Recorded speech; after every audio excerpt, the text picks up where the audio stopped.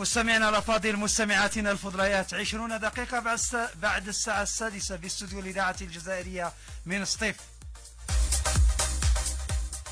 الإذاعة الجزائرية من سطيف التي تضمن لكم المتابعة الحية لكل الأحداث الوطنية والإقليمية وحتى الدولية. هذه المرة سنتابع الملف الصحراوي، حيث يعلم الجميع أن قوات الاحتلال المغربي أقدمت فجر الجمعة الماضية على إطلاق النار على المتظاهرين السلميين الصحراويين بالمنطقة العازلة المسماة القرقرات الواقعة في الجنوب الغربي من الصحراء الغربية المحتلة، في خرق صارخ لوقف إطلاق النار. البعض اعتبره بمثابة رصاصة الرحمة على اتفاق وقف إطلاق النار الذي يعود إلى العام 1991. من أجل إثراء النقاش حول هذا الموضوع ينضم إلينا مباشرة من مخيمات اللاجئين حمال مهدي البوهالي، الكاتب الإعلامي المكلف بالمواقع الإلكترونية بوزارة الإعلام للجمهورية العربية الصحراوية الديمقراطية. أهلا ومرحبا. أخي الكريم، أهلا ومرحبا. أشكركم جزيل الشكر على تلبية الدعوة لتكون معنا في هذا اللقاء الإذاعي من أجل إثراء النقاش حول ملف هذه الاعتداءات، وأنت الذي تعرف سطيف وتعرف عين الفوارة وتعرف كذلك العلمة. شكرا جزيلا لك أخي الكريم، ومن خلالك التحية لكل الإعلاميين الجزائريين الذين عودونا دائما على المرافقة والمواكبة الإعلامية لنضالات الشعب الصحراوي على مدار أكثر من 4 عقود، ومن خلالكم أيضا إلى الشعب الجزائري الشقيق والذي احتضن القضية الصحراوية كما احتضن كل قضايا التحرر في العالم، وكان خير سند، وكانت الجزائر قبلة الثوار ومكة الأحرار. أشكركم جزيل الشكر على تلبية الدعوة على أن تكون معنا. إذن كنت أقول في الديباجة بأن هذه الاعتداءات بمثابة إطلاق رصاصة الرحمة على الاتفاق الموقع بين جبهة البوليساريو والمملكة المغربية سنة 91. بالفعل هو الاحتلال المغربي ارتكب حماقة يوم الجمعة الماضي ضد المدنيين المتظاهرين السلميين، رغم مناشدات الأمم المتحدة ودول الجوار الجزائر وموريتانيا وكل من روسيا وفرنسا وإسبانيا وبريطانيا وإيطاليا من أجل ضبط النفس والحفاظ على سريان اتفاق وقف إطلاق النار الموقع بين طرفي نزاع الصحراء الغربية جبهة البوليساريو والمملكة المغربية. لكن الاحتلال المغربي رفض كل تلك المناشدات وارتكب حماقاته بالهجوم على المدنيين السلميين المتظاهرين امام الثغره غير القانونيه بالقرقرات في خرق سافر لاتفاق وقف اطلاق النار، وهو ما ردت عليه جبهة البوليساريو وقوات جيش تحرير الصحراوي بحزم وبقوة، وأعلنت بموجبه الجبهة الشعبية لتحرير الساقية الحمراء ووادي الذهب فك الارتباط بالاتفاق وإعلان استئناف الكفاح المسلح كنهج بديل لمخطط التسوية الأممي العقيم والعاجز عن وضع حد لهذه الخروقات المغربية، وعدم وفاء الأمم المتحدة بتنظيم استفتاء حر لتغيير مصير الشعب الصحراوي. يعني القضية حينما نعود إلى جذور هذه المشكلة تعود إلى 2016، حين يعني جبهة البوليساريو حاولت على أن تنبه الأمم المتحدة والمنتظم الدولي لهذه الثغرة غير القانونية التي فتحها الاحتلال المغربي في جدار الذل والعار، وحاول من خلالها إيجاد معبر لحركة تجارية وحركة القاص وتهريب، وأصبحت يعني في انتهاك الاتفاقيات العسكرية خاصة الاتفاق رقم 1. وبالتالي الأمم المتحدة ما طلت في اتخاذ إجراء ملموس، واستمر الوضع على ما هو عليه. قبل شهر من الآن حاولت فعاليات من المجتمع المدني الصحراوي وضع حد لهذه الثغرة بالتظاهر السلمي أمامها، وتنبيه الأمم المتحدة إلى هذا الخرق. وقد سلمت لبعثة الأمم المتحدة، يعني عناصر بعثة الأمم المتحدة المتواجدين في الميدان وفي نفس المكان، سلمت لهم رسائل الاحتجاج بموافقة كل الأدلة القانونية على الخرق المغربي. لكن هذه البعثة للأسف الشديد ظلت تتفرج ولم تتخذ أي تدابير، حتى يعني فاجأتهم القوات المغربية بغدر في فجر يوم الجمعة بالهجوم وإطلاق الرصاص الحي. يعني جبهة البوليساريو لم تبقى مكتوفة الأيدي ولن تبقى مكتوفة الأيدي أمام المطالب الملحة للشعب الصحراوي بامتشاغ البندقية والعودة للكفاح المسلح لتحرير الأجزاء المتبقية والخاضعة للاحتلال المغربي. يعني هذه باختصار هي ما يلخص هذا المشكل المتعلق بالخرق المغربي في قرقرات. القضية الصحراوية حينما نتتبع يعني تاريخ النزاع في 1975 لما خرج الاستعمار الإسباني على وقع ضربات جبهة التحرير الجبهة الشعبية لتحرير الساغية الحمراء ووادي ذهب، حركة رائدة الكفاح الوطني في الصحراء الغربية والممثل الشرعي والوحيد للشعب الصحراوي جبهة البوليساريو، حينما أخرجت المستعمر الإسباني يعني دخل المستعمر المغربي والاجتياح العسكري المغربي. نحن كنا ننتظر من المغرب ومن موريتانيا ومن الجزائر الدعم في يعني بناء الدولة الوطنية وفي تقديم السند وتقديم المعونة، لكن للأسف أن الغدر أتانا من الشمال ومن الجنوب. يعني النظام الملكي المغربي والنظام المختار والداداه حاول الالتفاف محاولة وأد حركة صحراويين تحررية واغتسموا الأرض، وكانت الضربات العسكرية من الشمال والجنوب، وخاض الشعب الصحراوي ببسالة هذه الحرب حتى يعني خرجت موريتانيا من الحرب واعترفت بحق الشعب الصحراوي واعترفت بالجمهورية الصحراوية. كل السند وكل الدعم وجدناه في الجزائر الشقيقة التي قدمت للاجئين الصحراوي الإسعافات وفتحت أراضيها وذراعيها لإيواء اللاجئين والنازحين الصحراويين الفارين من الغصب ومن الغنبلة. ليبيا أيضا قدمت المساعدة، وسوريا واليمن وبعض الدول العربية. وللأسف أن الكثير من دول العرب وهم الدول الخليجية وخاصة الإمارات والسعودية وبعض الأنظمة الراجعية في الخليج ساهموا في هذه الحرب وزودوا. طيب حمد المهدي، نعم. الآن نريد أن نعرف الوضعية بعد هذا الاعتداء وبعد رد الفعل، ماذا يحدث بالتحديد في هذه اللحظات؟ في هذه اللحظات هناك حرب مستعرة في الأراضي المحتلة، الدفاعات الجوية الصحراوية.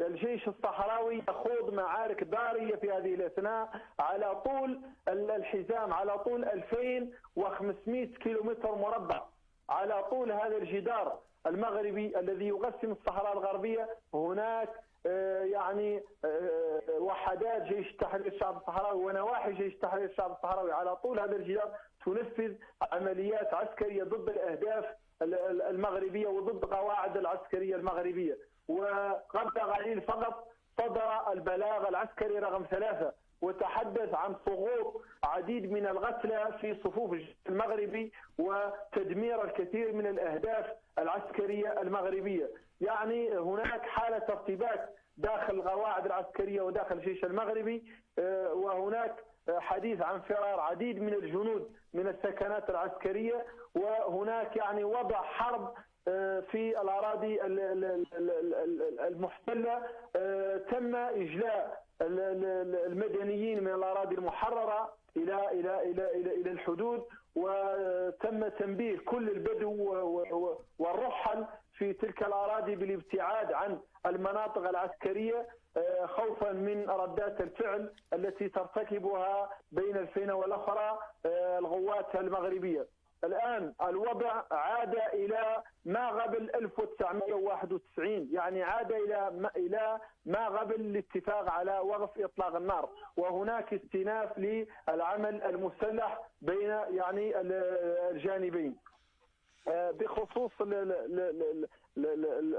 هذه الوضعية، هناك اتصال هاتفي للأمين العام للأمم المتحدة مع جبهة البوليساريو، وكانت مناشدات لوقف إطلاق النار، ولكن جبهة البوليساريو ردت بأن الأمم المتحدة فشلت في إرغام المغرب على الالتزام ببنود هذا الاتفاق، وأنها تمادت مع الخرق المغربي لهذا يعني الاتفاق. وبالتالي هناك يعني عملية الاستئناف الكفاح المسلح متواصلة ومستمرة منذ يوم الجمعة. أفهم من كلامكم بأن الوضع قد يعرف في الساعات القليلة القادمة تطورات عسكرية أخرى.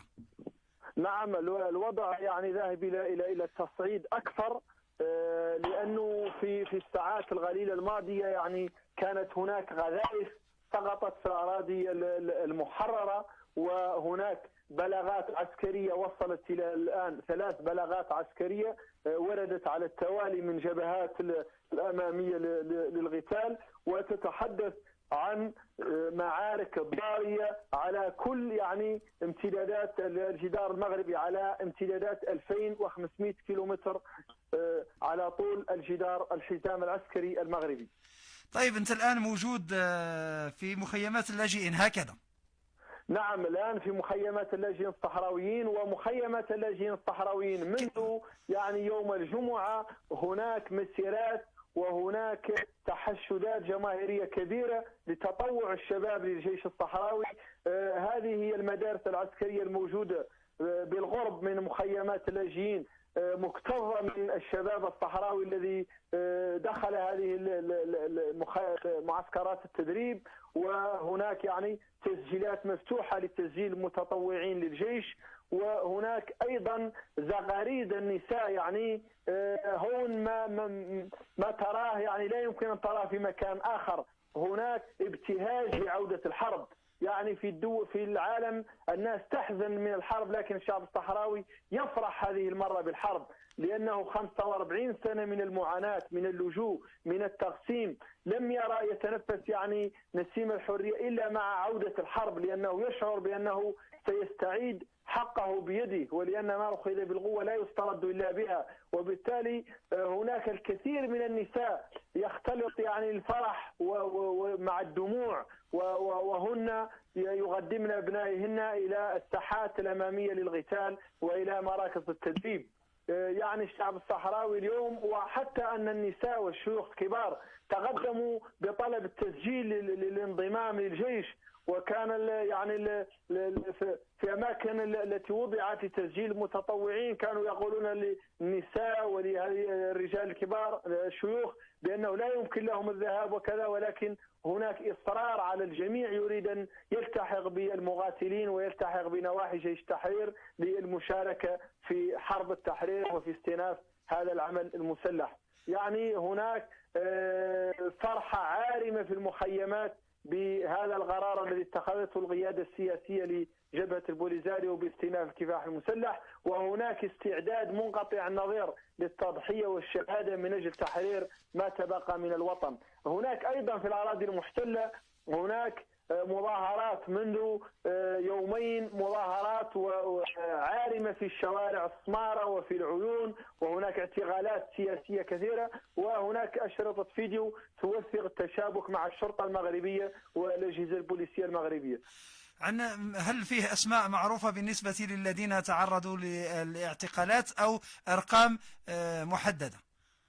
نعم، هناك علي السعدوني، هذا تم اختطافه قبل ليلتين هو ورفيقه ونفيا إلى وجهة مجهولة. هناك أيضا تقرير لكوديسا، منظمة التجمع المدافعين الصحراويين عن حقوق الإنسان، صدر البارحة يرصد كل هذه الانتهاكات وأسماء المنازل وأصحاب المنازل والبيوت التي طالتها الاعتقالات، طالتها المداهمات والاعتقالات، وهو يعني تقرير يوثق جزء من هذه الأعمال. هناك أيضا تصريح لوزير شؤون الأرض المحتلة قبل قليل بثته وكالة الأنباء الرسمية الصحراوية، يتحدث أيضا عن هذه الاعتقالات خارج القانون، ويتحدث عن انتقام الأجهزة البوليسية المغربية من المعتقلين السياسيين الصحراويين، مجموعة قديمي زيك السجون المغربية ومحاولة يعني ضغط عليهم وممارسة عليهم أشكال ترهيبية مع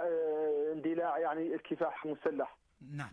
القلقرات كثير من يعني المعلومات المتوفرة تشير إلى كونها معبر للكثير من الأشياء السلبية والآفات والمخدرات وغيرها من الأشياء. المعبرات هي يعني إذا أردت أن تقول هي أصلا ثغرة غير قانونية. نعم. القرقرات هي منطقة في أقصى جنوب الصحراء الغربية. حاول الاحتلال المغربي أن يجعل منها معبر، وهي أكبر نعم. معبر في العالم غير شرعي، لأنها تمر منها يوميا أكثر من 150 شاحنة من الحجم الكبير، وهو المعبر الوحيد الذي يربط المغرب عبر الأراضي المحتلة إلى إفريقيا، وبالتالي تصدر المغرب من خلال هذا المعبر الكثير من المخدرات والغنم الهندي، لأنه المغرب كما هو معروف هو المصدر الأول للمخدرات الغنم الهندي في العالم، وهذا يعني بتقارير الأمم المتحدة والتقارير الأوروبية المحايدة. وبالتالي هو استغل هذه الثغرة لجعلها شريان اقتصادي عبر الممنوعات وعبر نهب خيرات الشعب الصحراوي، أيضا من الأسماك ومن غيرها من المواد التي تستنزف من الأراضي المحتلة الصحراوية ويتم تصديرها عبر هذا المعبر. الصحراويون وقفوا وقفة رجل واحد، لأن هذا الخرق يجب أن يقف، يجب أن يقال للأمم المتحدة 30 سنة وأنت على الميدان لم تستطيعي وضع حد لهذه الخروقات المغربية. إذن الشعب الصحراوي باستطاعته وقف هذه الخروقات ووقف في وجه هذه الثغرة وتم إغلاقها بالفعل. كيف يتعاطى الإعلام الصحراوي مع الدعاية المغرضة والإشاعات التي تروج هنا وهناك ويتصدى لها من خلال القوى الإعلامية المضادة؟ الشعب الصحراوي كما هو معروف يعني بنبله وبأخلاقه العالية دائما يحاول على أنه يعطي الأشياء يعني بمسمياتها. نعم.